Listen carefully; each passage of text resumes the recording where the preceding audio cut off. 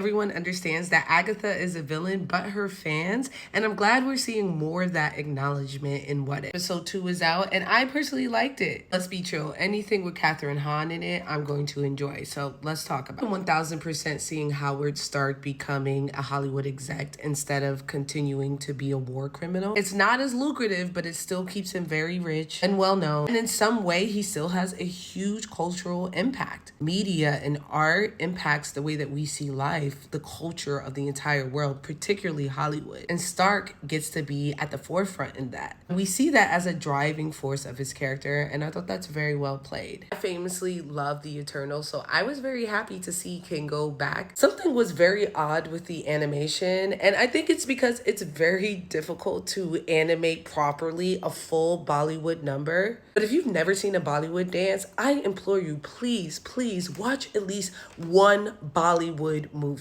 And if you can't stomach to sit down, because they are very long, they're about 3 hours, at least check one out on YouTube. They are so grand, they're so incredible. And if you like things like Wicked, you definitely would like this. Back to Kingo. I'm glad that they brought up the fact that Kingo was the only one who actually lived among humans and was the first one to opt out of that battle in the film. And I thought that it was not just a cop-out, but it was really messed up, especially since he had a very close relationship with a human in the film. So I'm glad that Agatha called him out on that and used that to get him on her side. I thought her celestial body was gorgeous, and I absolutely love this design. Catherine Hahn is a goddess and deserves this form. And I was so happy to see her talk to Kingo after she defeated the Celestial and be like, hey, I was capping before, because yes, that is who Agatha is. I will say I was disappointed when I saw them kind of double back and have Kingo talk her down from taking over the world, because quiet as kept, I don't think that he would be able to do so. I'm gonna go ahead and trust the vision because I love the cliffhanger that they left this on, but I hope that Marvel feels comfortable enough to keep Agatha as a villain, as someone who's not good at her core. Because honestly, that was my favorite thing about Agatha All Along, that at the end where we got her backstory and we were able to feel empathy for her,